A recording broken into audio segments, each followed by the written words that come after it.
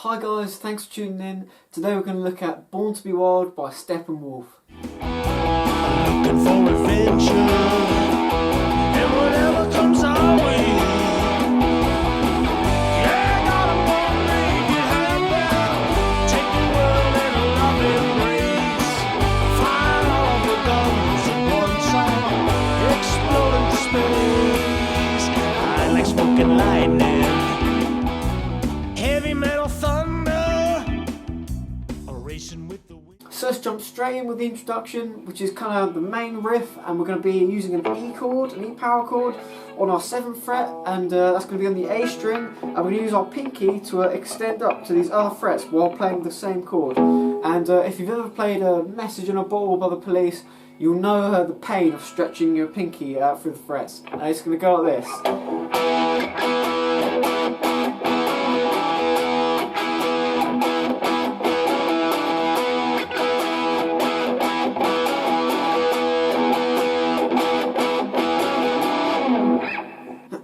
So taking a closer look at the riff, like I said, we're playing our E power chord, will be our 7th fret of our index finger on the A string, that 2nd string, and then using our ring finger on the 3rd string, that D string, on the 9th fret, to play a B note.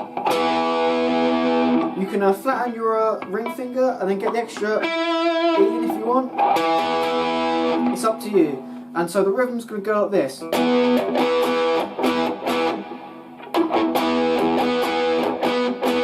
And what makes the riff is adding in your pinky finger on the 11th and 12th frets on the D flat and D notes, and it's going to go like this.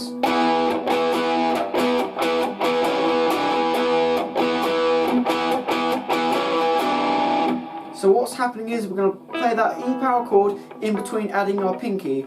So it's going to be like this. I'll do that again.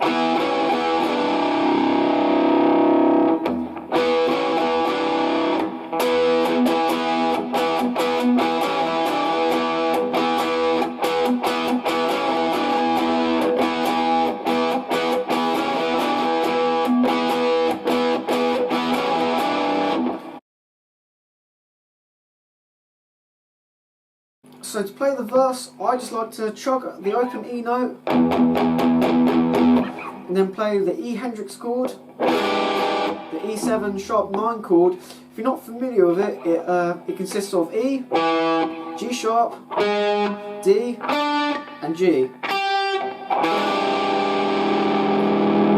We play that twice and then we play the end of the riff. And that goes like this.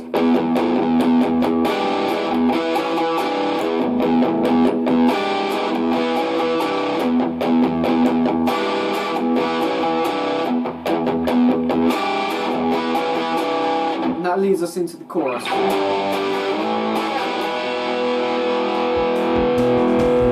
Get your motor running, head on the highway, looking for adventure, and whatever comes our way. Yeah, gotta wanna make it happen. Take the world in a love. So now we're going to move into the chorus section. I really like the chorus in the song. It plays a G, an A and an E chord over and over again, but at the end of every time round it has a little motif and it sounds like this.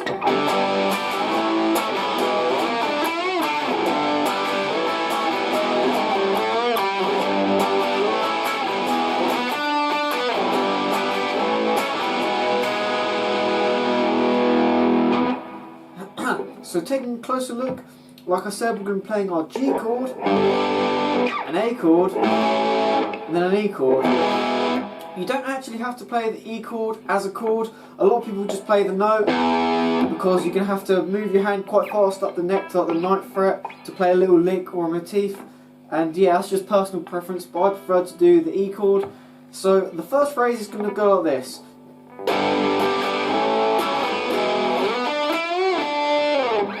And so all I'm doing here is I'm doing the chords G, A and E, and then I'm sliding up to the 9th fret and using my ring finger to play the B note on the D string, and then quickly going down to the index finger on that G string, going down to that D note, and then using my ring finger to bend up on the E note, and then going back to that D note. and then sliding down to go back to the G chord again for the next phrase. Slowly that goes like this.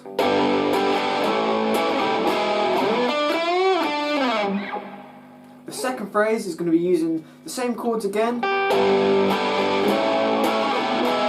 this time we're going to use our ring finger on the A string and we're going to slide up to the 7th fret to an E note, and then move the same like kind of a movement. However you prefer to do it, bend down or up, and that's going to go like this.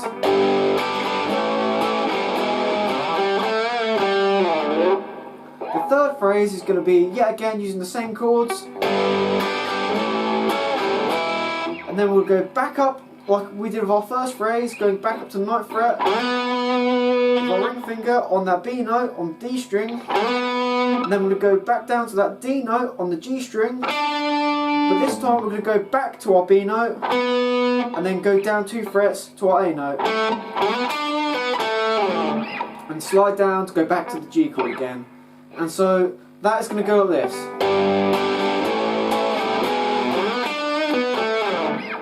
I've seen other versions of people playing that last lick but making it a bit more complex and doing something like this. And that's a bit harder to do because you're adding a few more notes in and it's a bit faster, but that also sounds good. Either way is kind of fine, just personal preference. I mean, there's a lot of tools to play around with, so you can kind of create your own licks in a way, as long as you're in kind of E minor pentatonic.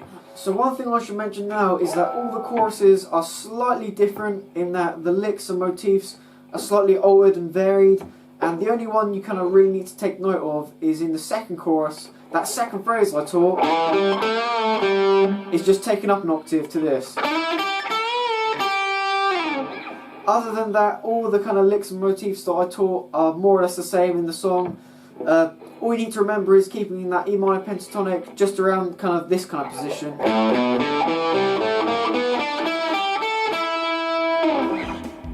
And whatever comes our way,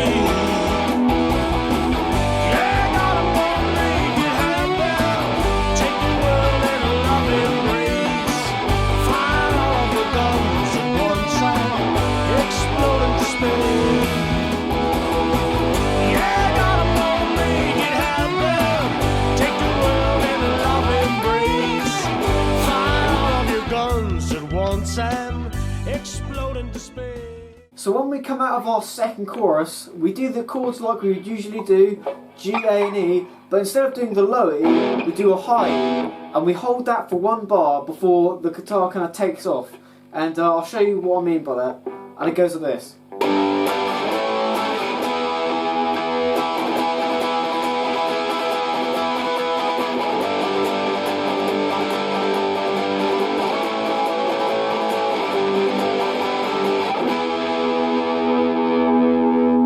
So what I was doing there is, after I'd done that bar of E, I went into this kind of rhythm.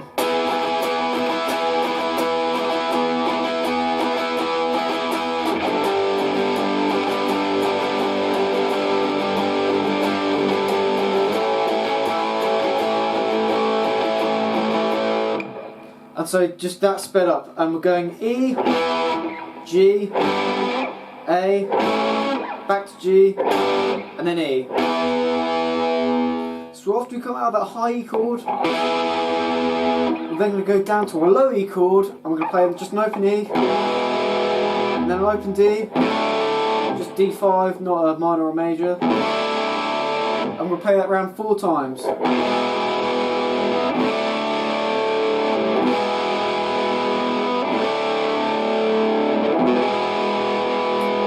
And after that, we're then going to go back up to our E chord, or high this time, and we're going to play almost what we've done with the main riff.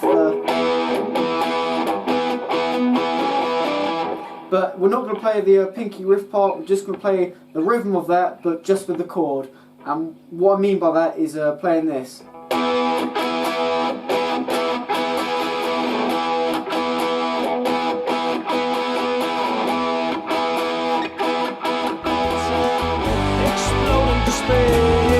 And like a true nature's child, oh, we were born to be wild, oh, we can climb so high, never wanna die.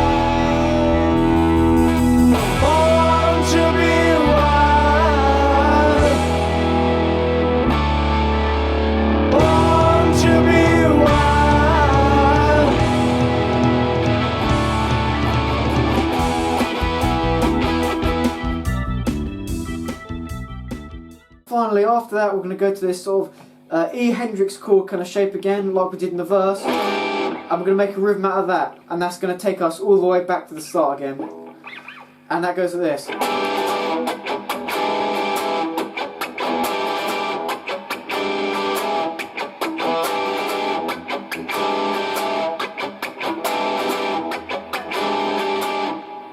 And there's, if you've got another guitar player, there's a little lead line going behind it, which goes like this.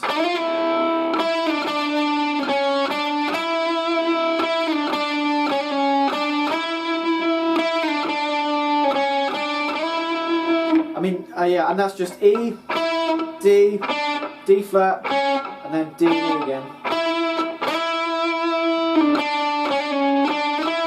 And that's actually the vocal melody as well. So that was a look at Steppenwolf, Born to be Wild. That's all the parts you need to put the songs together. Thanks for tuning in, and I'll see you next time.